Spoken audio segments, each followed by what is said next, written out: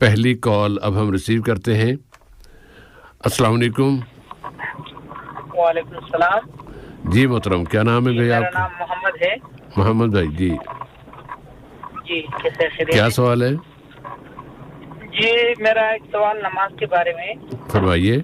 ये नमाज में जो इत्तिसाल कहलाते क्या, वो जो दो सफ़ों के बारे में जो बीच में जो फासला होता है वो कितना होना चाहिए? दो सफ़ों के बीच में? जी, वो जब कभी कभी जमात में मतलब ज्यादा होते लोग तो बाहर भी लोग खड़े होते, तो दो सफ़ों के बीच में जो फासला होता है वो कितना होना चाहिए? तो दो सफ़ों के बीच में एक सफ़ का फासला होना चाहिए ना, और क्या करेंगे? कभी ऐसा तो नहीं, बाहर कभी कभी लोग दूर खड़े होते हैं ना। जी जी, एक दो सफ़ नहीं, अगर तो कोई फासला हो तो नमाज हो सकती है। अगर कोई दरमियान में कोई नाला आ गया है, कोई पिलर आ गया है, कोई ऐसी रुकावट आ गई है, तो फिर वो दूर हो जाएंगे, फिर कोई मसला नहीं है ना। अब आप कहेंगे नहीं एक सफ़ का फासला होना चाहिए इसलिए बस नाले पे खड़े हो जाएं, ये तो नहीं हो सकता ना भाई। बाज वक्त लोग बहुत दूर खड़े होते हैं ना, तो वो हो सकती है नमाज या नहीं? उसमें देखना यह है कि उनकी मजबूरी क्या है, वो क्यों दूर खड़े हुए हैं, जो दरमियान में फासला जो है एक सफ़ से ज़्यादा क्यों है, वो उसको देख के फिर आदमी फैसला कर सकता है कि हाँ भाई उन्होंने वो सही खड़े हैं या गलत खड़े हैं। ऐसा नहीं है कि बस एक आपको मीटर दे दिया गया कि 1 मीटर और 1.25 मीटर, इसके बाद आपको लाजमन दूसरी सफ़ बनानी है, चाहे वहाँ कोई भी रुकावट क्यों ना हो। ये तो नहीं हो सकता ना, रुकावट है तो फिर उसको और पीछे भी कर सकते हैं। ऐसा अगर कई इलाके में बारिश है या क्या है तो फिर 100 मीटर 200 मीटर दूर खड़ा हो सकता है। अच्छा, ऐसा करते हैं, हम इस पे आपका सवाल जो है नोट कर लिया और अभी मौलाना इसका जवाब दे देते हैं। और दूसरा सवाल है कोई भाई? दूसरा भी नमाज के बारे में मैं देखा है, अरबी लोग अक्सर मैं देखा है जमात में कोई बंदा नमाज पे खड़ा है तो हाथ रख के उसके पीछे खड़ा होता है, तो उसकी नमाज अदा करते हैं। तो इसका नमाज होता है, मतलब उसका क्या पता चलता है कि वो सुन्नत पढ़ रहा है, नफिल पढ़ रहा है या फर्ज करता है? उससे कोई फर्क नहीं पड़ता ना भाई, चाहे कोई सुन्नत पढ़ रहा हो तो उससे पीछे आप फर्ज पढ़ सकते हैं। तो आप तो मतलब जो अरबी लोग जो खड़े होते हैं वो तो फर्ज की नियत से नमाज, ठीक है, हो सकता है ना भाई, लेकिन आप मौलाना के जवाब का इंतजार कर लीजिए, इंशाल्लाह इस सवाल का भी जवाब दे दिया जाएगा भाई, ठीक है? ओके, मेरा एक और सवाल था। नहीं, एक कॉल में हम 2 सवाल लेते हैं भाई। तो नमाज के नहीं, इस तरह ना करें, ये तो फिर जाती हो जाएगी ना, फिर हम अगले हफ्ते में ले लीजिएगा दूसरा। अल्लाह मौका देगा इंशाल्लाह, लेकिन जो पाबंदी है ना वो सब के लिए है ना, तो फिर हमें उसके खुद खिलाफवर्जी नहीं करनी चाहिए ना भाई। हम दूसरों को तलकीन करें कि भाई कानून की पाबंदी करें और खुद ही कानून बना के खुद इसको तोड़ें, तो ये तो फिर गलत हो जाएगा ना भाई। अल्लाह ताला पकड़ लेगा, फिर हम क्या करेंगे? बहुत शुक्रिया भैया आपका, फ़ीमान अल्लाह। वालेकुम अस्सलाम व रहमतुल्लाहि व बरकातहू। और अगली कॉल लेते हैं। अस्सलाम वालेकुम। अस्सलाम वालेकुम व रहमतुल्लाहि व बरकातहू। वालेकुम अस्सलाम व रहमतुल्लाहि व बरकातहू भाई। जी शबीर भाई, मैं नदीम खान बोल रहा हूँ। नदीम खान साहब, खुश आमदीद भाई। जी मुफ्ती साहब को मेरा सलाम। वालेकुम अस्सलाम। जी साहब भाई, मेरे 2 सवाल है मेरे। जरूर। पहला सवाल क्या है? जी पहला सवाल तो मेरा ये है कि अगर कोई, जैसे कि अगर हमारे किसी के साथ कोई गैर मुस्लिम रहता हो शुरू से, भाई का दोस्त हो या कैसे भी, और फिर भाई का इंतकाल हो जाए और काफी अरसे से मतलब 35-40 साल से हो साथ में, और फिर उनके इंतकाल के बाद वो मतलब ऐसे बिहेव करे जैसे भाई कर रहे थे, ऐसे अपनी फैमिली को ऐसे ही मानना, बहन को बहन मानना, अम्मी को अम्मी मानना, लेकिन वो इस्लाम कबूल नहीं करे, और तो उनके जो शादी होती है इसमें, तो उसमें क्या, उसमें शरीक होना चाहिए उनके, उसमें जो फंक्शन होते हैं उनमें क्या फैमिली को ले जाना चाहिए अपनी? उनकी हाँ शादी हो रही है तो उसकी फैमिली उसमें कोई कबाहत नहीं है, जा सकते हैं। ये मतलब आसपास में दूर है, हाँ कहीं भी हो, उसमें दायरे के फैमिली अकेली तो नहीं जाएगी ना, कोई ना कोई उन्हें लेके जाएगा। मसलन भाई जो जिंदा है वो लेके अपनी फैमिली को लेके जा सकते हैं, लेकिन मौलाना के जवाब का इंतजार कर लीजिए भाई। और दूसरा सवाल क्या है? جس میں یہ پوچھنا چاہتا ہے کہ مطلب اس میں کوئی منعت تو نہیں ہوتا جیسے کہ جاتے ہیں نا تو کھانا پینا سب چیز یہ مطلب 2 دن 3 دن 4 دن ایسے تو کھانے پینے میں کوئی اگر حرام چیز نہیں ہے تو کھا سکتے ہیں نا بھائی. غیر مسلم کے ہاں بھی کھانا کھایا جا سکتا ہے, بس یہ احتیاط رہے کہ ان کے ہاں کوئی حرام چیز نہ ڈالی گئی ہو کھانے میں یا حرام چیز نہ ہو. اس کے علاوہ تو اس کی ممانعت نہیں ہے اسلام میں. جب نبی کریم صلی اللہ علیہ وسلم یہودیوں کی دعوت قبول کر سکتے ہیں تو پھر ہم ان سے زیادہ متقی تو نہیں ہو سکتے نا. مطلب تو یہ ہے کہ وہ دور ہے مطلب بہت مطلب جیسے کہ جانے مطلب کم سے کم ان کو 8-10 دن کا ٹائم لگے گا. دیکھیں نیکی کے لیے اور دوسروں کے ساتھ اچھے سلوک کے لیے, بھائی چارے کے لیے اور دوسروں کو اللہ تعالیٰ سے اجر پانے کے لیے اگر زیادہ لمبا بھی فاصلہ جانا پڑتا ہے تو یہ نیت یہ رہے کہ میں اللہ کے لیے جا رہا ہوں اور اللہ تعالیٰ میرے اس عمل کو قبول فرما لے, تو میرا خیال ہے کہ اس میں پھر جائز. لیکن آپ مولانا کی جاب کا انتظار کر لیجئے. اب 40 سال سے آتے ہوں کم سے کم 40 سال سے ماشاء اللہ. اللہ تعالیٰ نے انہیں توفیق دے دے کہ اب 40 سال کے بعد کسی کو نبوت مل جاتی ہے تو آپ اسلام تو قبول کر لیں. جی بس اتنا ہے. وہ مطلب ان کا ہے کہ ان کو نماز سے بھی کوئی پرابلم نہیں ہے, اپنا مذہب اپنے مذہب میں اس میں ہے وہ کھانے پینا اپنا جو ہے نہیں ٹھیک ہے. لیکن ایسے افراد کو تھوڑا سا یہ بھی دیکھنا چاہیے کہ اتنے عرصے سے مسلمانوں کے ساتھ ہے تو انہوں نے ان کو اسلام کی تعلیم نہیں دی گئی, اسلام کے بارے میں کچھ نہیں بتایا گیا, ان پہ اثر نہیں ڈالا گیا. جی وہ پورا ہوتا ہے ان سے بات پورا, لیکن وہ چلیے جب اللہ کی توفیق ہوگی وہ انشاءاللہ قبول کر لیں گے. دعا کرنا ان کے لیے. اچھا دوسرا سوال کیا ہے بھائی؟ جی میرا دوسرا سوال یہ ہے کہ اس سے خواب سے متعلق سوال ہے میرا ایک بار مفتی صاحب سے. جی فرمائیے. جی میرا ہے کہ مفتی صاحب کی جیسے کہ یہ خواب آتے ہیں, یہ خواب ایک تو خواب کا آنا کیوں ہے, اور یہ خواب میں مطلب یہ ہے جیسے حقیقتی خواب ہوتے ہیں تو ان سے پریشان ہو جاتے ہیں. مطلب پھر ان میں کیا ہوتا ہے کچھ ایسے چیزیں ہوتے ہیں کہ مطلب آدمی سوچتا ہے کہ مطلب وہاں مت جائے یہ ہو جائے گا, وہاں مت جائے یہ ہو جائے گا, یہ دکھتا ہے سامنے, تو مطلب اس سے دور اس کے پاس مت جائے, اس کے مطلب ادھر مت جائے ادھر مت جائے. کبھی ایسا ہو جائے خواب میں یہ کہا جاتا ہے کہ ادھر نہ جائیں یا نہیں خواب میں نہیں, خواب ایسا کچھ خواب ایسے ہوتا ہے کہ وہ مطلب جو دکھتے ہیں وہ سچ ہوتے ہیں. جی اس میں کوئی کچھ بات ایسی ہوتی ہے کہ جی میں جیسے اس کے پاس نہ جاؤں یہ چیزیں نہ ہو. اب ان کو پتا ہے کچھ سمجھتے نہیں کچھ لوگ, مطلب میں فون کر کے بتاتا ہوں کچھ یہ لیکن وہ اشارہ نہیں سمجھ پاتے, اس لیے تھوڑا میرا ان کے لیے میں تھوڑا وہ چاہیے کیونکہ میں تھوڑا پریشان ہوں ان چیزوں سے. مولانا کچھ سوال واضح ہے انشاءاللہ تعالی. جی مفتی صاحب اگر اس کا تھوڑا یاد کریں ضرور انشاءاللہ تعالی جواب ہے. جی بس بھائی میرے دو یہ سوال تھے بس. بارک اللہ فیکم جی, بہت شکریہ آپ کا. جی جزاک اللہ خیر بھائی. اللہ تعالیٰ السلام علیکم و رحمۃ اللہ. اور اگلی کال لیتے ہیں. السلام علیکم. السلام علیکم. وعلیکم السلام. کیا حال ہے؟ ٹھیک ٹھاک ہو؟ جی کرم اللہ کا. کیا نام بھائی؟ میرا نام خالد ہے. خالد بھائی خوش آمدید.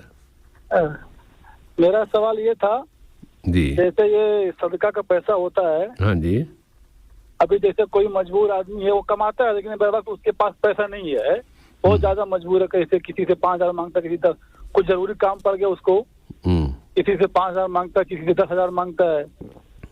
اب ہم کو معلوم ہے کہ وہ بعد میں پھر واپس کر پائے گا نہیں کر پائے گا, وہ قرضہ مانگتا ہے سب سے کہ قرضہ دے دو مجھے. تو ایسے آدمی کو صدقہ دے سکتے ہیں اگر صدقہ کا پیسہ جیسے اپنے پاس ہے؟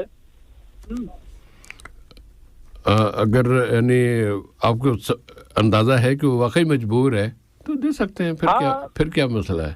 جیسے وہ کماتا ہے لیکن مسئلہ یہ ہے کہ جیسے جوائنٹ فیملی کا ہے نا, پیسہ اس کو ملتا نہیں ہے پورا پیسہ, جیسے جو بھائی لوگ ہیں وہ رکھ لیتے ہیں, اس کے پاس بر وقت ایک دم پیسہ نہیں ہے, تو کبھی ان کے پاس فون کرتا ہے, کبھی وہاں فون کرتا ہے کہ مجبوری جیسے گھر پہ کچھ ایمرجنسی آ گیا اس کے, لیکن گھر والے نہیں ساتھ اس کے کھڑے ہیں, گھر میں جو اس کے بھائی ہیں وہ ساتھ میں نہیں کھڑے اس کے. اچھا اب پتہ نہیں کہ اس میں کون جاتی کر رہا ہے, یہ تو ہم نہیں کہہ سکتے کہ ہاں جاتی بارے میں تو نہیں پتا, لیکن جیسے گھر میں کوئی ساتھ کھڑا نہیں ہے. جتنا آپ کو پتہ ہے نا, جتنا آپ جتنا آپ اس کے بارے میں جانتے ہیں اس کے مطابق آپ جو بھی فیصلہ کریں گے انشاءاللہ تعالی اللہ تعالیٰ اس میں برکت دے گا اور صحیح ہوگا انشاءاللہ.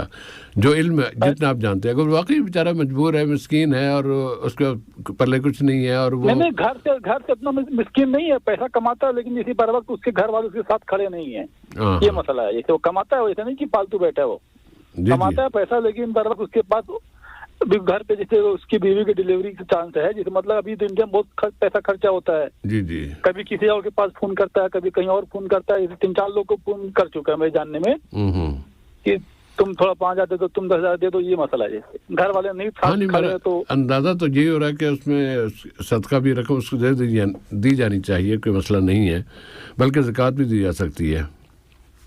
अच्छा जी भाई। और दूसरा मसला ये है कि जैसे अभी सदके का पैसा आदमी जैसे कुछ निकाल, जैसे महीने का फिक्स किया कि जैसे माँ नहीं है, माँ के नाम से फिक्स है कि इतना निकालना है हर महीने, तो वही पैसा उठा के जैसे बहन को दे सकते हैं। जैसे बहन बहुत मजबूर है, तो जैसे बहुत ज्यादा मजबूर है हालत ही, कुछ है जैसे कमाने वाले जरिया नहीं, कुछ नहीं है, तो वही पैसा जैसे जो माँ के नाम से निकालते हैं वो पैसा बहन को दे सकते हैं सगा भाई? बहन मजबूर है तो क्यों नहीं दे सकते? नहीं, जैसे वो बोलते कि हाँ जैसे वो तो माँ का पैसा है तो नहीं, माँ अपनी बेटी को नहीं देगी। अगर माँ के पास पैसे हों ये तो, और उसकी बेटी मजबूर हो तो माँ बेटी को नहीं देगी, देगी ना? हाँ तो वही पूछना फिर तो मसला नहीं होना चाहिए ना भाई, इंशाल्लाह ताला। लेकिन आप मौलाना का जवाब इंतजार कर लीजिए भाई। ठीक है। जैसे बोलते हैं कि दोनों खून है, जैसे माँ का पैसा माँ के नाम से निकाले हो तो हाँ नहीं ठीक है, बिल्कुल अच्छी बात है। सदक़े का जब मजबूरी हो जाए, चाहे वो अपना भाई हो या बहन हो, उसको भी दिया जा सकता है। ये तो नहीं कि भाई बहन को नहीं दे सकते उसकी सदक़े की रकम, ज़कात की रकम भाई को बहन को, बल्कि देना अफजल है। सिर्फ ये नहीं कि जायज़ है, बल्कि अफजल है। तो आप नहीं, जैसे मैं लोग ये को कह रहे थे कि जैसे तुम सदका निकालते हो, अपना निकालते हो मुश्किल नहीं, लेकिन ये माँ का सदका है, माँ के नाम से निकालते हो। लोगों की बातों पे जाएंगे तो फिर वो पता नहीं क्या क्या फतवा देते हैं, लेकिन जो इस्लाम कहता है ना, मैं उसके मुताबिक आपसे बात कर रहा हूँ। लेकिन मौलाना के जवाब का इंतजार कर लीजिए, ज़्यादा इंशाल्लाह तफसील से बात हो जाएगी। खालिद भाई बहुत शुक्रिया आपका। ओके, जज़ाकल्लाह, बारकल्लाह फीकुम जी, फी अमानिल्लाह। और अगली कॉल लेते हैं। अस्सलाम वालेकुम। वालेकुम अस्सलाम, आपको और मौलाना साहब को भी। मोहम्मद जुल्करनैन बात कर रहा हूँ। मोहम्मद जुल्करनैन साहब, काफ़ी देर बाद तशरीफ लाए आप। कोशिश तो मैं करता हूँ, लेकिन बहुत सारे लोग कॉल कर रहे हैं। हाँ, लाइन नहीं मिलती है, बिल्कुल होता है ऐसा। पहला सवाल है जी कि नमाज पढ़ के हमारी पहले वाली सफ में, आगे वाली सफ में जिसने जाना है, पीछे वाला बंदा नमाज पढ़ रहा है, अब उसने जाना है तो वो मुंह सीधा करके खड़ा हो गया है। अब यानी इस तरह लग रहा है कि हम उसको नमाज पढ़ रहे हैं, वो वेट कर रहा है, देख रहा है। या तो इस तरह यानी जायज़ है, या वो वेट करे, अपनी पोजीशन में बैठा रहे, नंबर एक। नहीं, आपको उसके खड़े होने पे जरा परेशानी, मुंह जो नमाज पढ़ रहा है बंदा, सजदा रुकू कर रहा है, उसकी तरफ मुंह करके जो खड़ा हो गया। लेकिन वो पीछे है ना या आगे है? आगे है ना, वो आगे है। जो नमाज पढ़ रहा है वो पीछे है, यानी उसको ऐसा लग रहा है कि वो बंदा उसके सामने खड़ा है, फेस करके मैं सजदा रुकू उसके सामने कर रहा हूँ। अच्छा, अब जो आगे खड़ा हुआ है वो इंतजार कर रहा है कि ये नमाज खत्म करे तो मैं इनकी जगह पे जाके नमाज पढ़ूंगा। नहीं, मैं बाहर जाऊँ या नमाज पढ़। अच्छा, बाहर जाना चाहते, ठीक है, बाहर जाना है। हाँ, उसमें उनको वो गलती कर रहे हैं, उनको इस तरह उनकी तरफ मुंह करके खड़े नहीं होना चाहिए।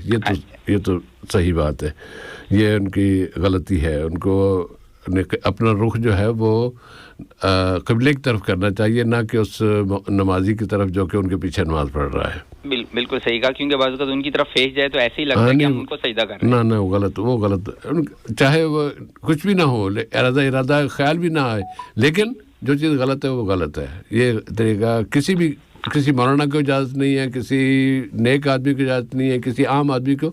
ये किसी नमाजी के सामने उसकी तरफ रुख करके, उसकी तरफ मुंह करके खड़े होना, ये इसकी इस्लाम इजाज़त नहीं देता। अच्छा, दूसरा सवाल क्या है भाई? दूसरा सवाल है कि टेंशन या डिप्रेशन से निजात पाने के लिए या ज़हनी सुकून के लिए कोई हमारे पास दुआएं जिनसे हमें फौरन ज़रा सुकून मिले, क्योंकि हमारे बहुत सारे बिल्कुल है। ये मुझे जरूर बताइएगा। अभी इंशाल्लाह बताएंगे मौलाना, बस जैसे। लेकिन ये मेरा सवाल मुकम्मल नहीं हुआ। जरूर।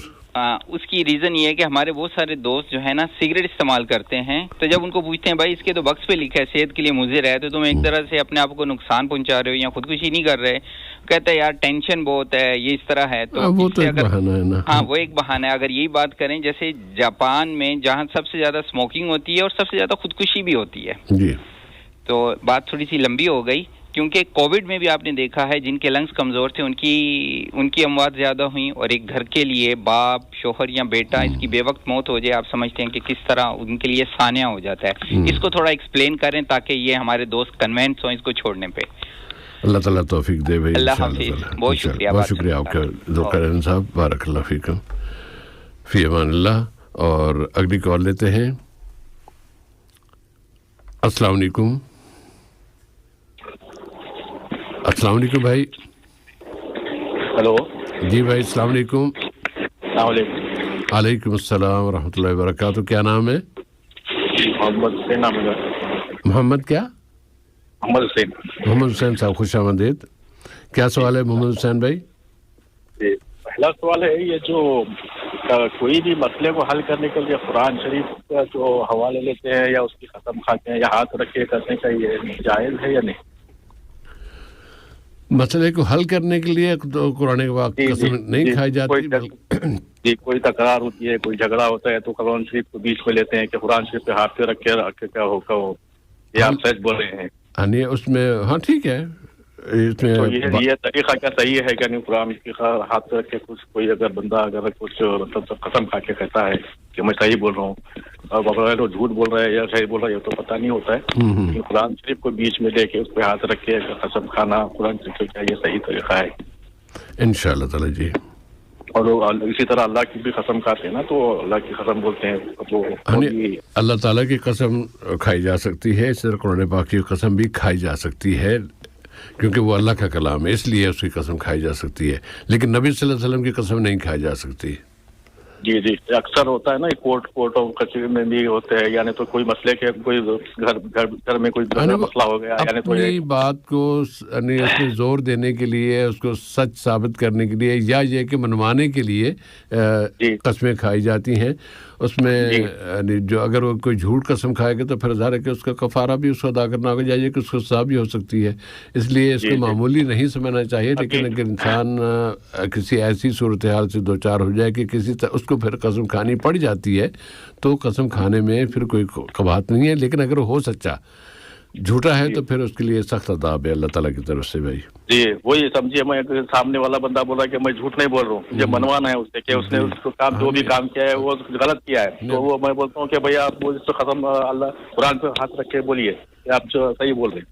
ہاں نہیں وہ ٹھیک ہے اگر آپ نے بلوایا تو آپ کو اس پہ اطمینان ہے تو ٹھیک ہے. وہ ایک بات لیکن قسم لینے والے یا قسم کھانے والے کے لیے معاملہ ضرور ہے کہ وہ جھوٹ نہ بول رہا. ایسا نہ کہ فرض وقتی طور پر وہ جوش میں آ جائے ہاں جی کہہ دیتا ہوں لیکن چلے میں آپ بعد میں معافی مانگ لوں گا، اس طرح کی بات کرے تو وہ غلط ہے. جی جی اسی طرح اللہ کی بھی قسم کھاتے ہیں، اللہ کی قسم کھا کے بول رہا ہوں میں، پتہ نہیں بعد میں اگر خود بول رہے تو ریپیٹ ہو رہی ہے بات. تو دوسرا سوال بتا دیں.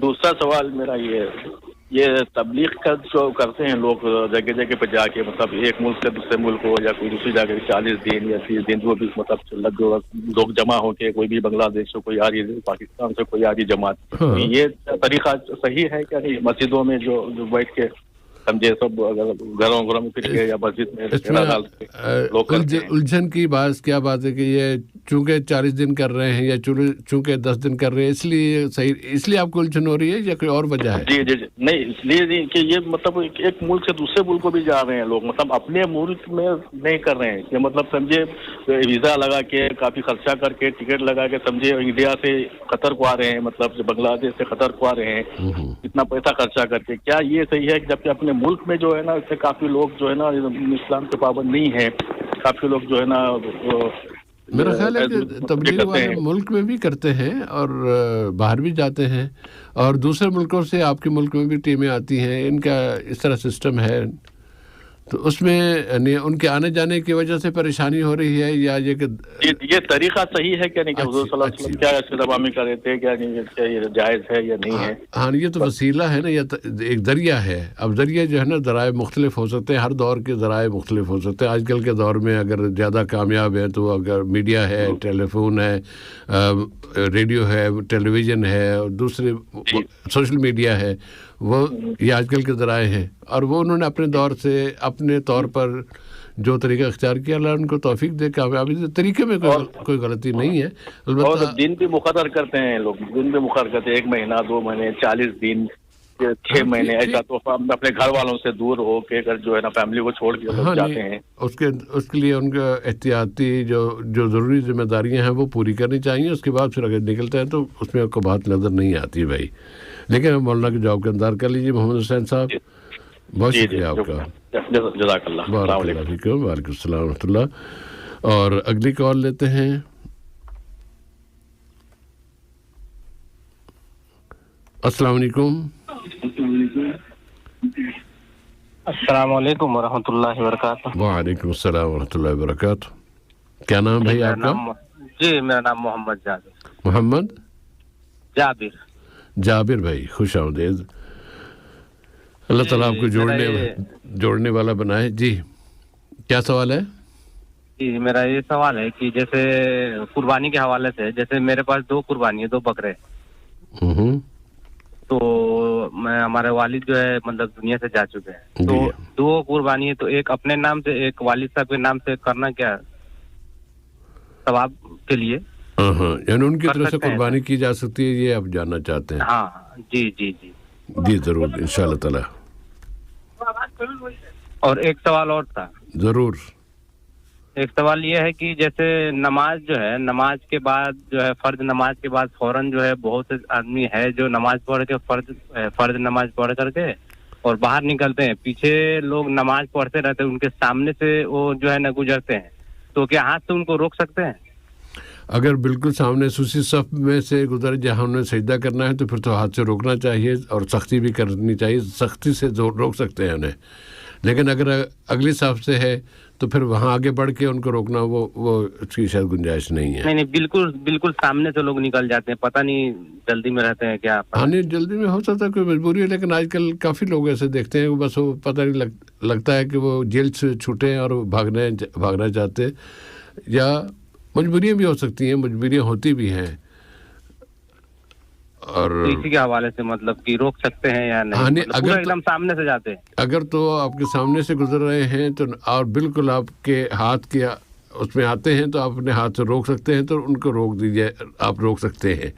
लेकिन अगर थोड़े फासले पर हैं या आपकी साइड से गुजर जाते हैं तो फिर उसमें गुंजाइश है। ठीक है, यही 2 सवाल। जाबिर भाई बहुत शुक्रिया आपका, इंशाल्लाह भी जवाब आएगा मौलाना की तरफ से। अस्सलाम वालेकुम। वालेकुम अस्सलाम व रहमतुल्लाहि व बरकातहू।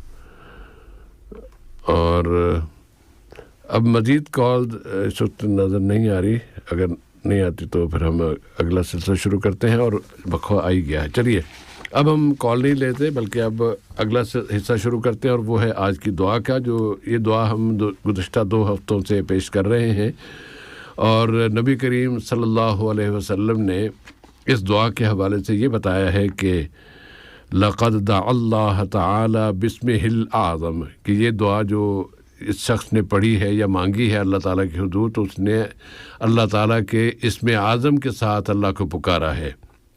वो क्या है? अल्लाहुम्मा इन्नी अस्अलुका बि अन्ना लकल हम्द ला इलाहा इल्ला अंत वहदका ला शरीका लक अल मन्नान। यहाँ तक हम गुज़श्ता 2 हल्कों में याद कर चुके हैं। अब आज के हिस्से की तरफ आते हैं, तो दोनों हिस्सों को मिला के अगला हिस्सा याद करेंगे तो पूरी दुआ याद होगी। अगर सुन लिया और फिर उसके बाद अच्छा वो तो भूल गया।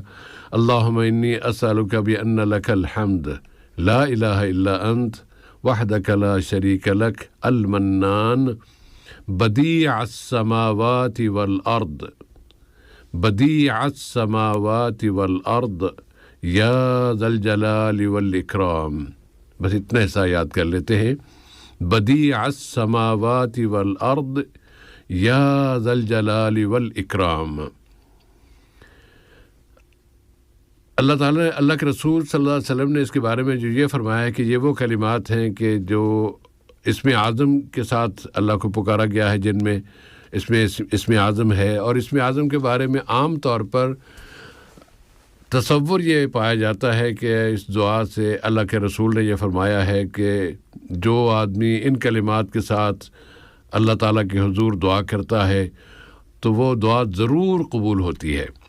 ज़रूर कबूल होने से तसव्वुर अगर ये है कि फ़ौरी कबूल होती है, जिस तरह मांगी गई है, जो दुआ मांगी गई है वो कबूल होती है, तो ये सही नहीं, ये तसव्वुर सही नहीं है।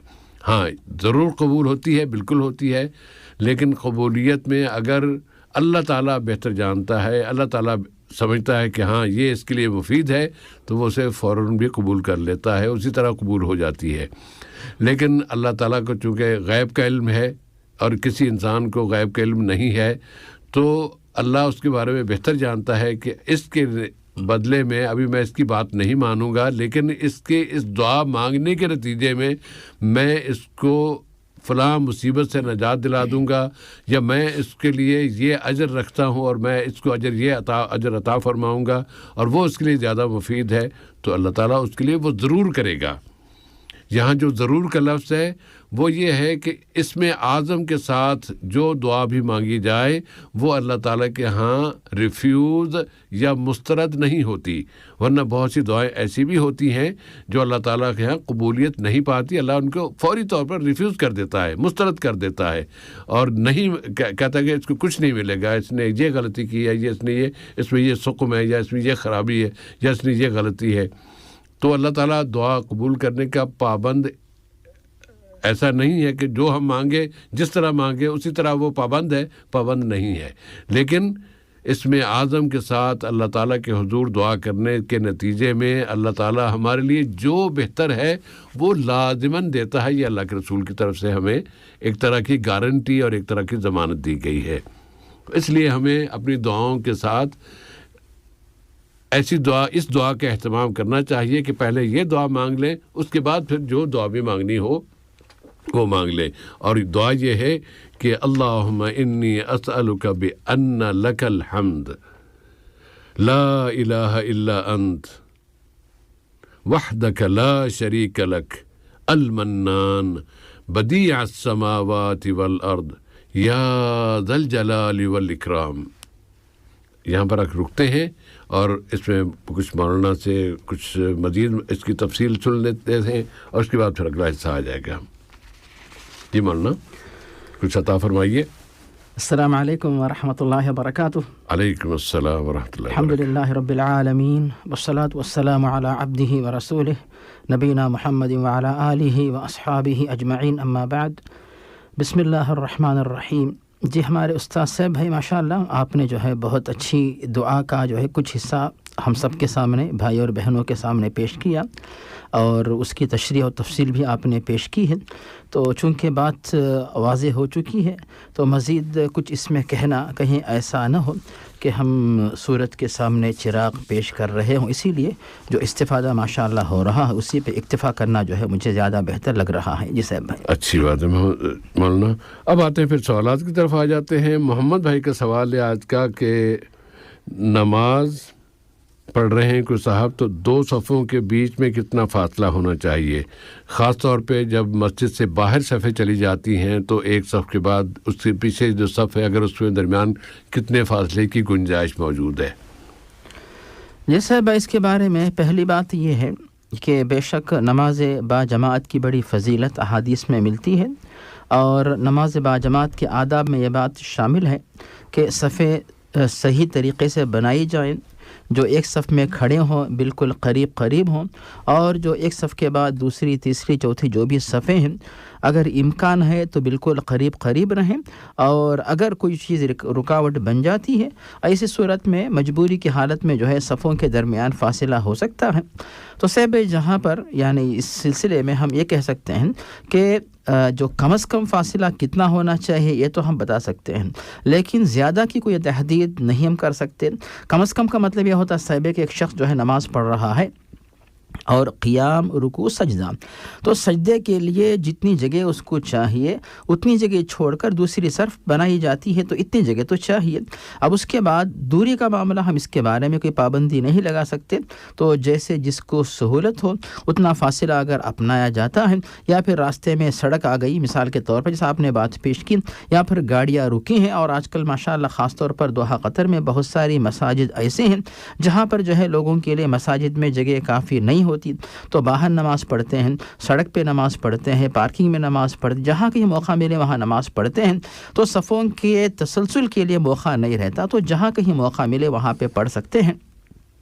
اس میں کوئی حرج نہیں ہے، اس کی اجازت ہے، اور انشاءاللہ ان سب کو جو ہے نماز جمعہ کا، نماز باجماعت کا ثواب انشاءاللہ حاصل ہوگا. جی صاحب بھائی انشاءاللہ تعالی. ورنہ اگر ہم اس میں یہ جملہ استعمال کریں تو کیا اس کی گنجائش ہے کہ ایک اگلی صف اور آپ کی صف کے درمیان کوئی کھلا میدان، خالی جگہ اتنی زیادہ نہ ہو کہ آپ کو یہ اوپر نہیں کچھ اور ہے وہ کچھ اور ہے، بلکہ یوں لگے کہ ہاں یہ اسی کا اگلی صفوں کا تسلسل ہے تو پھر درمیان میں اگر رکاوٹ بھی آتی ہے تو اس کے بعد بھی سب بنائی جا سکتی ہے. جی صاحب بھائی. لیکن اگر کھلا میدان چھوڑ دیا اور وہ دیوار کے پاس جا کے کھڑے ہو کے وہاں الگ سے وہ نماز پڑھ رہے ہیں تو پھر ذرا الگ محسوس ہوگا کہ یہ کوئی الگ چیز ہے، یہ ان صفوں کا حصہ نہیں ہے، تو پھر مشکل ہو جائے گی. جی صاحب بھائی.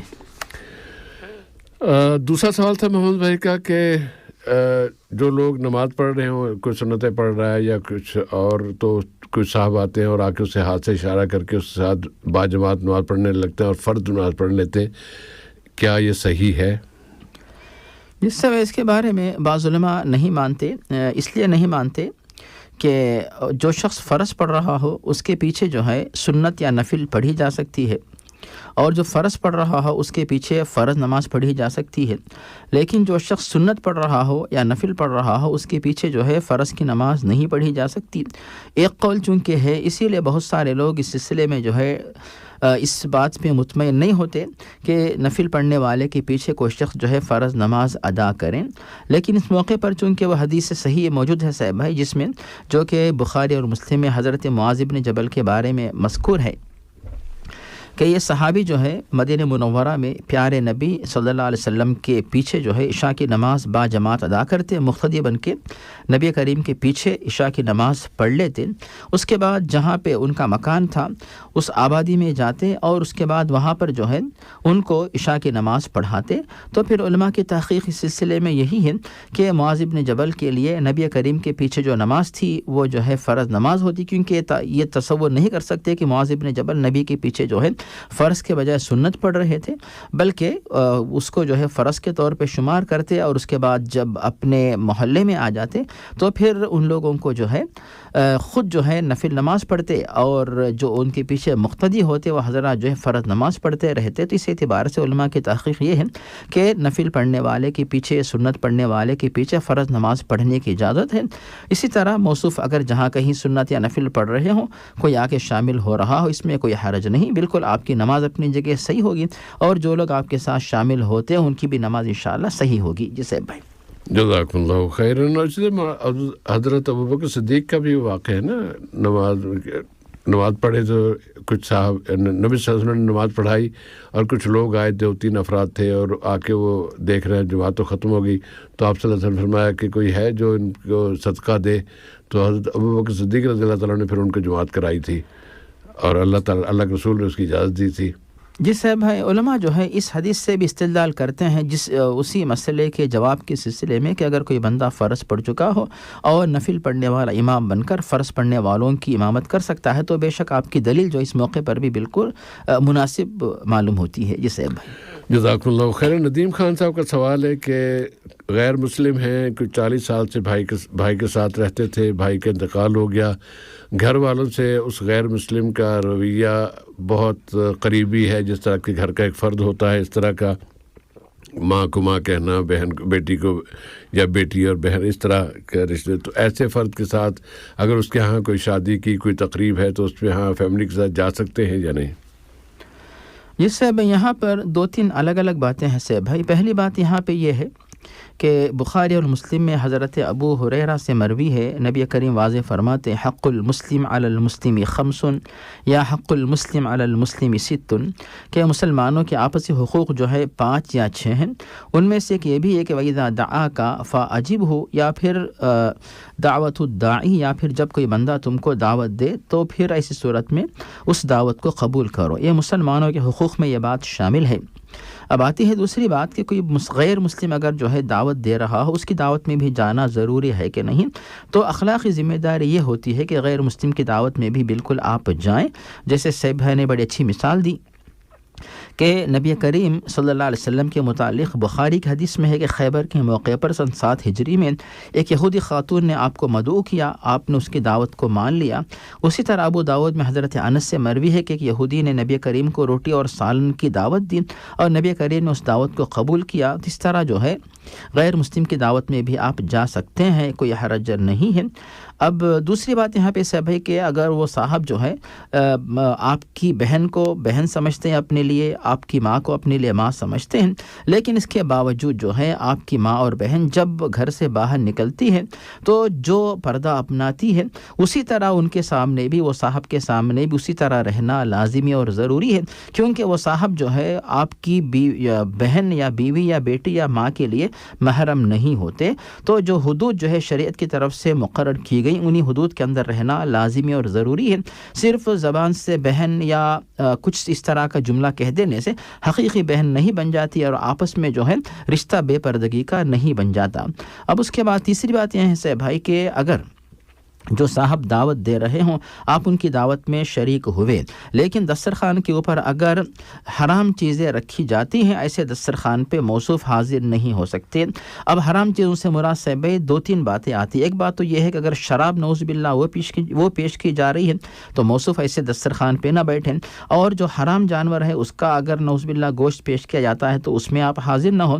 اور تیسری بات کوئی غیر اللہ کے نام کی کوئی جو منت مانی نظر کی ہوئی چیز وہ کسی بت کے سامنے اگر وہ چیز پیش کی جاتی ہے تو پھر ایسی صورت میں ایسے دسترخوان پہ آپ حاضر نہ ہوں۔ اور اس کے بعد غیر مسلموں کی شادیوں میں جو ہے آگ کی پوجا ہوتی ہے اور انگار کے جو ہے وہ پھیرے لیتے ہیں، تو ایسا جو رواج ان کا اس موقع پر بھی آپ وہاں پہ حاضر نہیں رہ سکتے، کیونکہ وہاں پہ شرک کا کام ہوتا ہے۔ اسی لیے شاید صاحب بھائی کہ ہم لوگ تو یہ کہتے ہیں کہ غیر مسلم کی شادی میں جا سکتے ہیں، لیکن سعودیہ کے مفتی علماء جو اس سے منع کرتے ہیں کہ نہیں ایسے موقع پر جائیں گے تو پھر ان کے جو مشرکانہ رواج میں آپ کو بھی جو ہے شامل ہونا پڑے گا، اس سے بچ کے رہیں۔ تو بہرحال ہم یہ کہہ سکتے ہیں کہ آپ ایسی دعوت میں شرکت تو کریں، لیکن جو ان کے جو رسم و رواج ہیں جن میں شرک پایا جاتا ہے اس رسم و رواج سے اپنے آپ کو بچا کے رکھیں، دور رکھیں۔ اور صاحب بھائی آپ نے جو مشورہ دیا کہ ان کی دعوت میں شرکت کرے، اس کا اہم جو ہے مقصد، اہم سبب یہی ہے کہ ادعو الی سبیل ربک، اللہ تعالیٰ کے راستے کی طرف لوگوں کو دعوت دیں۔ ومن احسن قولا ممن دعا الی اللہ وعمل صالحا وقال اننی من المسلمین، اس سے بڑھ کر جو ہے بہتر کون ہو سکتا ہے، کس کی بات بہتر ہو سکتی ہے جو اللہ تعالیٰ کی طرف بلائے اور نیک عمل کرے اور یہ کہے کہ میں مسلمانوں میں سے ہوں۔ اگر یہ نیک ارادہ آپ کا ہے، ایسی صورت میں اگر آپ جانا چاہتے ٹھیک ہے، لیکن صاحب موصوف بار بار یہ زور دے رہے تھے کہ بہت دوری پہ رہتا ہے، تو ہم یہ کہیں گے کہ بھئی آپ جانا وہاں پہ آپ کے لیے ضروری نہیں ہے، لیکن آپ چونکہ کہتے ہیں کہ وہ یعنی بہت قریبی دوست ہیں، پھر کہتے ہیں کہ فاصلہ ہے، اب آپ کو اختیار ہے کہ نہ جانے پہ وہ ناراض ہوتا ہے، دوستی متاثر ہوتی ہے، اسلام کے بارے میں وہ جو ہے غلط جذبات لینے کا ڈر ہے، تو آپ جا سکتے ہیں، ورنہ کوئی حرج نہیں، جانے پر کوئی مجبور تو نہیں کر سکتا ہے۔ آپ کو بتا دیجیے، فون پہ مبارکباد دیجیے، آپ کی بیٹی جو بھی ہے خوش رہے، اس طرح آپ جملے کہہ دیجیے تو پھر آپ کی شرکت بھی انشاءاللہ جو ہے وہ قابل قبول ہو سکتی ہے۔ جیسے بھائی جزاکم اللہ خیراً۔ ندیم خان صاحب کا دوسرا سوال کہ خواب آتے ہیں اور خواب میں گویا کہ حقیقت نظر آ رہی ہوتی ہے کہ وہی خواب جب وہی بات جو خواب میں دیکھی تھی اگلے دن وہ حقیقتاً ویسا ہی ہو جاتا ہے، ایسے میں کیا کیا جائے؟ یہ سب اس کے بارے میں 2-3 باتیں ہم پیش کریں گے۔ پہلی بات یہ ہے صاحب بھائی کہ جو سچے خواب ہوتے ہیں، انبیاء کرام کے جو خواب ہیں وہ بالکل سچے ہوتے ہیں۔ رؤیا الانبیاء حق، یہ ہو گئی پہلی بات۔ کبھی کبھی جو غیر انبیاء ہیں اور غیر مسلم ان کے بھی خواب سچے ہوتے ہیں، جیسا کہ یوسف علیہ السلام کے دور میں مصر کا جو حاکم تھا وہ غیر مسلم تھا، لیکن اس کے خواب جو ہے وہ سچے تھے اس معنی میں جو ہے۔ اور اسی طرح یوسف علیہ السلام کے جو 2 شاگرد تھے وہ بھی غیر مسلم تھے، ان کو یوسف علیہ السلام نے مسلمان بنایا، لیکن مسلم بننے سے پہلے جو 2 خواب ان کو آئے تھے وہ دونوں کے دونوں غیر مسلم تھے۔ ان کی تعبیر یوسف علیہ السلام نے جو ہے ان کے سامنے پیش کی، اس کے بعد جو ہے ان میں سے ایک کو جو ہے سزائے موت دی گئی، لیکن وہ مرنے سے پہلے بحمداللہ یوسف علیہ السلام کی دعوت سے مسلم بن گیا، اسے بحمداللہ نجات مل گئی۔ اور دوسرا جو مسلم بن گیا، پہلے غیر مسلم تھا، وہ تو بحمداللہ اس کی جان بچ گئی، پھر بھی جو ہے وہ جب بھی مرا ہوگا بحمداللہ اسلام کے اوپر اس کی موت آئی۔ تو اس طرح سے بھائی کہ غیر مسلم کو بھی سچے خواب آ سکتے ہیں۔ اب ایک اور بات یہاں پہ یہ ہے کہ نبی کریم یہ واضح فرماتے ہیں کہ جو سچے خوابوں کا آنا یہ نبوت کے 40 درجات میں میں سے ایک درجہ ہے. نبوت جو ہے اگر 100% کا ایک مقام ہے, ان میں سے جو 2.5% کچھ ایسا ہے کہ سچے خواب بھی ان کو آتے ہیں. تو سچے خوابوں کا آنا جو ہے یہ ایک مسلمان کے لیے ایک بشارت کی طرح یہ بات رہتی ہے. اور قیامت کے قریب جو ہے لوگوں کو سچے خواب ایسے آئیں گے جیسے رات میں وہ دیکھتا ہے تو صبح اٹھتے ہی سورج نظر آتا ہے جس طرح, اسی طرح جیسے ہی جو بھی چیز اس کو رات میں نظر آتی ہے وہ چیز اس کو صبح میں نظر آ جائے گی. تو اس طرح سچے خوابوں کا آنا اس بات کا امکان ہے. لیکن اس کے بعد اگر سچے خواب جو بھی خواب آتے ہیں سیب بھائی, اگر وہ خواب اگر ہمیں شریعت کے بارے میں ترغیب دیتے ہیں جن کی وجہ سے ہمارے دلوں میں تقویٰ زیادہ ہوتا ہے تو ٹھیک ہے. لیکن اگر ان کی وجہ سے جو ہے کسی گمراہی کی رہنمائی ہوتی ہے, مثال کے طور پر جو ہے کوئی شیطانی خیالات یا پھر اسی طرح دین سے دور ہونے کا کوئی حکم آتا ہے خواب میں نعوذ باللہ, تو پھر یہ یعنی اللہ کی طرف سے نہیں ہے بلکہ تو شیطانی وسوسہ ہوگا. تو اس سے اپنے آپ کو بچا کے رکھیں. اور ہر خواب کو لوگوں کے سامنے بتانا ضروری نہیں ہے, چاہے وہ خوش کرنے والا خواب ہو یا پھر غم میں ڈالنے والا خواب ہو. خشک ہو یعنی آپ کو خوش کرنے والا خواب ہے, بشارت ہے, اللہ کا شکر ادا کریں. اور اگر کوئی ڈرنے والا خواب ہے, اس صورت میں آپ جو ہے رات میں اٹھیں اور اپنے بائیں جانب 3 دفعہ تھو کرے, اعوذ باللہ من الشیطان الرجیم پڑھیں, اور یہ بھی کہے کہ اللہ تعالی اس خواب کے شر سے مجھے بچائیں. اور اگر ہو سکے تو کروٹ بدل کے سو جائیں, پھر اگر ہو سکے تو وضو کر کے 2 رکعت نفل نماز پڑھ کے سو جائیں. اس طرح جو ہے آپ مختلف طریقے اپنا سکتے ہیں. اور خاص طور پر صاحب علماء کی تحقیق ہے کہ جو لوگ ذکر و اذکار کی پابندی کرتے ہیں ایسے لوگوں کو جو ہے غلط خواب جو ہے ایسے بھیانک خواب نظر نہیں آتی. اس طرح جو صبح و شام کے اذکار اور گھر پہ آتے وقت سلام کر کے آئیں, بستر پہ لیٹتے ہیں جو ہے جو نیند کی دعائیں ہیں سونے وقت جو سوتے وقت دعائیں پڑھی جاتی ہیں ان کی آپ پابندی کریں. اور اسی طرح آیت الکرسی ہے, آمن الرسول ہے, آخری 3 قل ان کو پڑھ کر آپ سو جایا کریں. تو انشاءاللہ آپ خوابوں کے بارے میں جو گھبراہٹ محسوس کر رہے ہیں اس گھبراہٹ سے انشاءاللہ آپ بچ سکتے ہیں. جی بھائی, جزاک اللہ خیرن.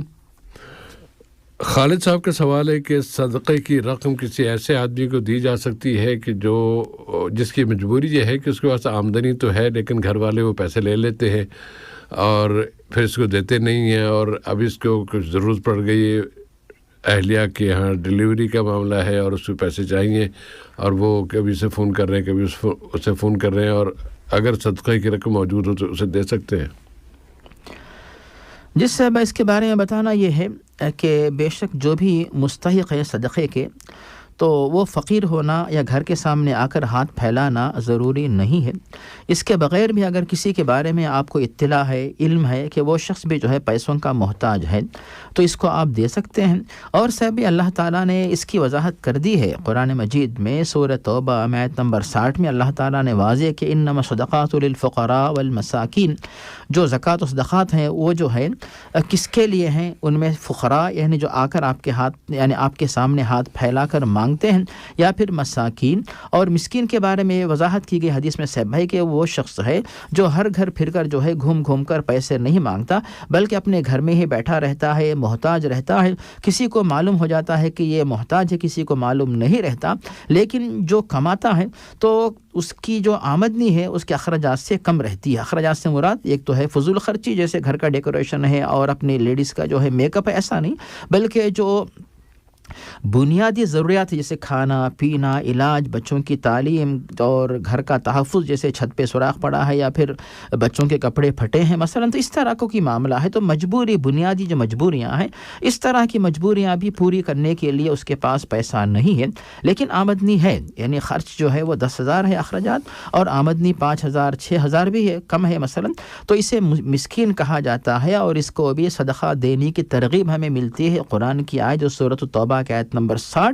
اسی طرح خود نبی کریم بھی واضح فرماتے ہیں کہ مسکین وہ ہوتا ہے جو گھر گھر نہیں پھرتا لیکن جو ہے اپنے گھر پہ رہتا ہے لیکن اس کی آمدنی اس کے اخراجات کے لیے کافی نہیں ہوتی. اس معنی میں آپ جو ہے جن صاحب کا بھی جو ہے صاحب موصوف نے ذکر کیا ہے وہ یعنی خود آپ نے بتا دیا, لیکن ہم بھی ہمارے سمجھ میں یہی بات آ رہی ہے کہ وہ مسکین کے زمرے میں آتے ہیں, ان کو آپ صدقہ زکوٰۃ کچھ بھی دے کر مدد کر سکتے ہیں جی. اور ان کی مدد کرنے سے آپ کی طرف سے زکوٰۃ ادا ہوگی, مستحق تک زکوٰۃ پہنچے گی, اس پر آپ کو اجر, خیر و برکت اور مغفرت, اور زکوٰۃ کی وجہ سے جو ہے مال کی صفائی بھی ہوگی, مال میں اضافہ بھی انشاءاللہ ہو سکتا ہے. جی صاحب بھائی انشاءاللہ تعالی.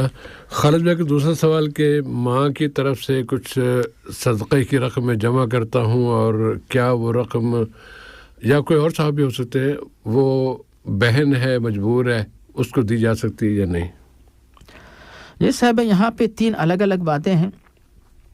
मौसूफ के अल्फाज से कभी ऐसे लगता है कि कुछ रकम निकालते हैं और फिर वो माँ को सदक़ा देते हैं, ऐसे भी गलत फहमी हो रही है, तो ये जायज़ नहीं है। माँ को सदक़ा देना जायज़ नहीं है, ये बात पहले याद रखें। दूसरी बात ये है यहाँ पर कि आपने कुछ माल यानी ये आदत डाली कि हर महीना या जब भी आपके पास माल पहुँचता है कुछ हिस्सा अलग करते हैं ताकि माँ की तरफ से नीयत करके आप सदक़ा देते हैं। बिल्कुल इस बात की इजाज़त है, इस पर आपको सवाब मिलेगा। लेकिन अगर आपकी बहन जो है मोहताज है, ज़रूरतमंद है, तो इसके बारे में हमें हदीस में ये बात मिलती है। तिरमिज़ी में सलमान इब्न आमिर से नबी करीम वाज़ेह फरमाते हैं, अगर किसी भी मोहताज को आप सदक़ा देते हैं या ज़कात देते हैं, अगर वो मोहताज जो है रिश्तेदार है, तो उनको सदक़ा देने से आपको दुगना सवाब मिलता है। एक तो सदक़तुन व सिलतुन, एक है सदक़ा देने का सवाब, दूसरा सिले रहमी का सवाब। इस माने में जो है अगर आप अपनी बहन को सदक़ा देते हैं उसमें आप नीयत जो है महदूद न करें, क्योंकि अल्लाह ताला के पास वलिल्लाहि ख़ज़ाइनुस समावाति वल अर्द, आपको, आपकी वालदा को और आपकी अहलिया और आपके बच्चों को मुआवजा देने के लिए अल्लाह के पास कमी नहीं है माशाअल्लाह।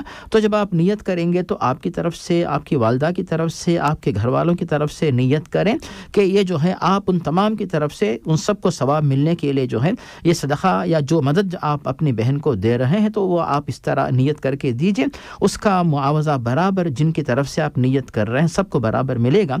और से भाई ये जो बात मैं पेश कर रहा हूँ ये तालीम हमें आपसे मिली, जो आपने बताया कि आप सबकी तरफ से नियत करें, सबको फ़ायदा पहुंचाएं, सबके सब इंशाअल्लाह बराबर सवाब के मुस्तहिक़ बनेंगे।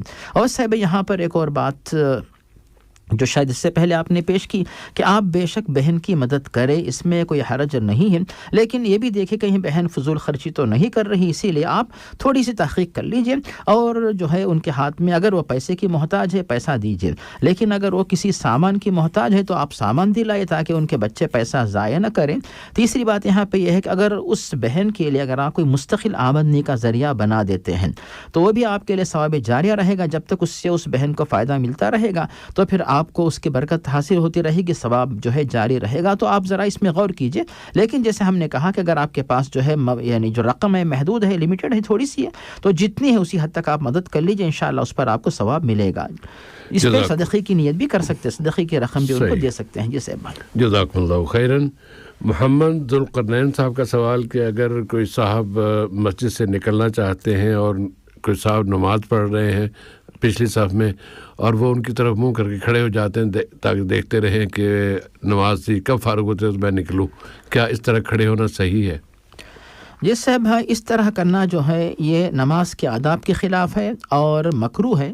इसीलिए उलमा ने बात पेश की कि नमाजी किसी और का चेहरा देखते हुए, किसी और की तरफ देखते हुए नमाज पढ़ना, इसे उलमा ने मकरूह करार दिया। इसकी वजह से नमाज का सवाब कम हो जाता है, नमाज का सवाब घट जाता है।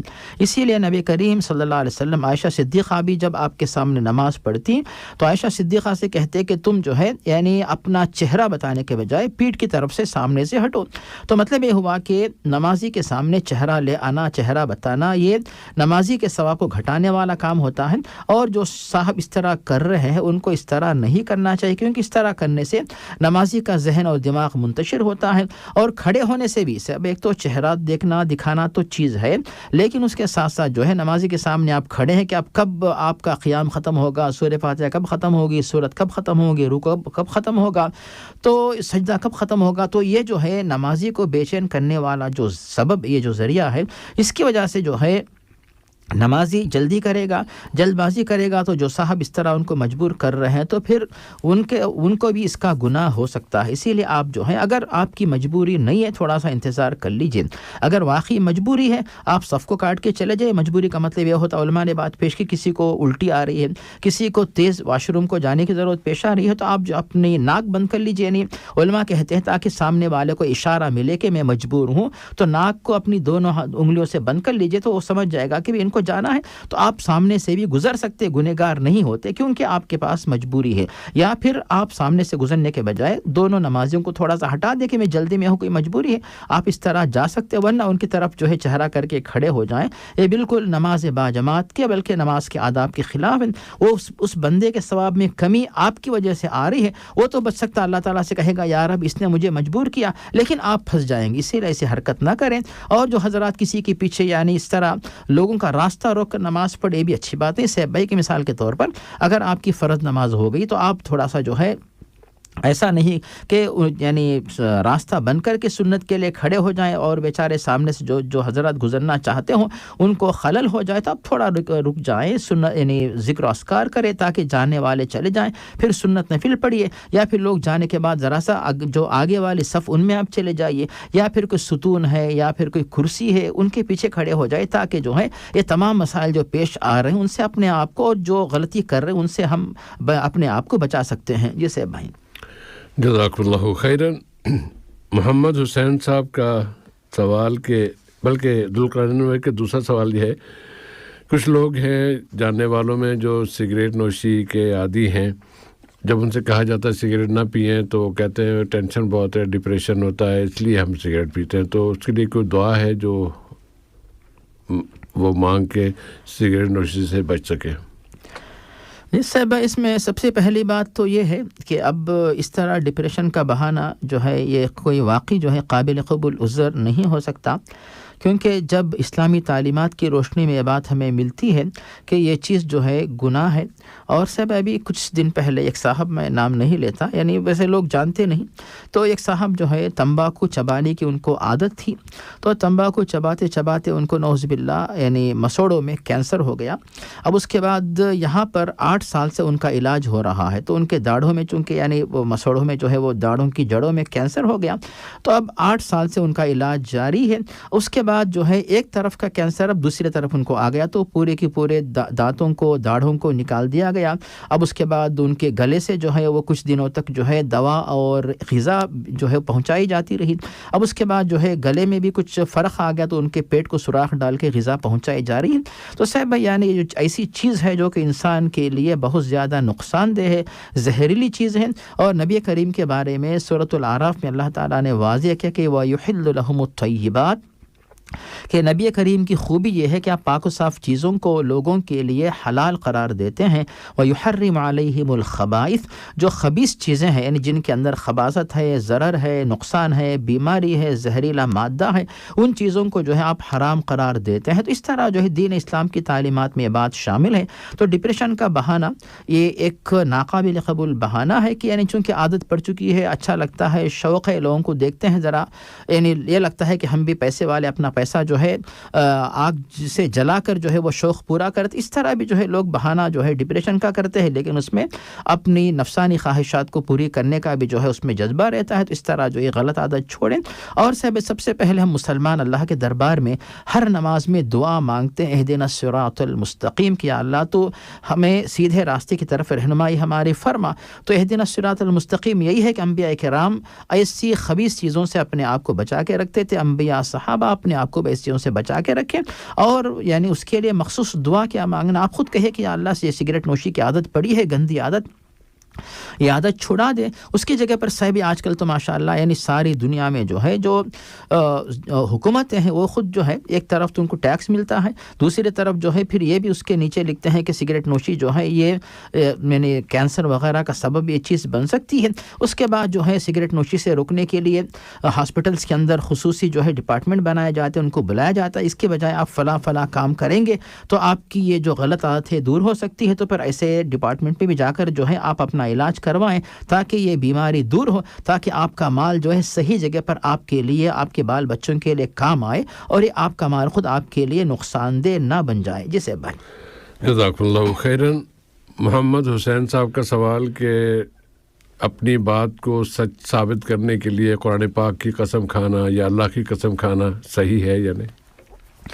جس ہے بھائی اللہ تعالیٰ کی قسم کھائی جا سکتی ہے لیکن ایسی عادت نہ ڈالیں کہ کیونکہ اللہ تعالیٰ نے خود واضح کر دیا کہ ولا تطع كل حلاف مہین کہ جو شخص کثرت سے قسمیں کھاتا ہے ایسے یعنی ایسے شخص کی بات آپ نہ مانیں تو کثرت سے قسم کھانے کی عادت آپ نہ ڈالیے. لیکن کوئی مجبوری ہے اور کوئی شخص آپ پہ جھوٹا الزام لگا رہا ہے, کسی اور پہ تہمت لگا رہا ہے, تو ایسی صورت میں آپ جو ہے اپنی عزت یا پھر کسی اور کی جان یا عزت بچانے کے لیے قسم کا سہارا لیتے ہیں تو اللہ تعالیٰ کی قسم کھانے میں کوئی حرج نہیں ہے.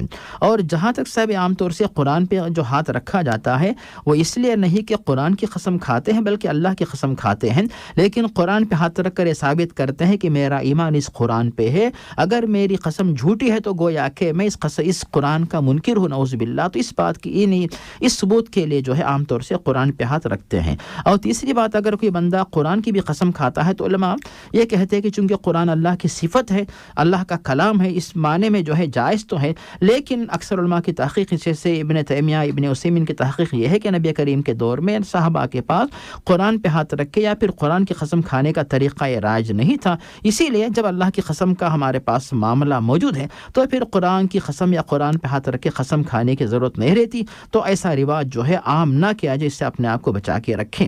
تو صاحب بھائی یہ باتیں جو اسلامی تعلیمات کی روشنی میں ہمارے سمجھ میں آتی ہیں. جی صاحب بھائی جزاکم اللہ خیرن. اور خود نبی کریم صلی اللہ علیہ وسلم کی ایسی احادیث بھی موجود ہیں جس میں آپ صلی اللہ علیہ وسلم نے والذی نفس محمد بیدہ, قسم اس ذات کی جس کے ہاتھ میں میری محمد کی جان ہے, یہ اللہ اس طرح قسم کھا کے بھی بہت سی باتیں اس بات کو اس پہ زور دینے کے لیے بھی اللہ کے رسول نے قسم کھائی ہے.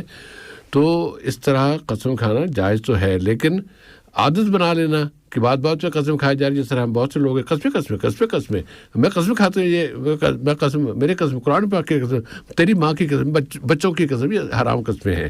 وہ صرف قسم کھانی ہے تو اللہ کی قسم کھائیں, لیکن وہ بھی ہمیشہ نہیں, جہاں جس بات میں واقعی ضرورت ہو.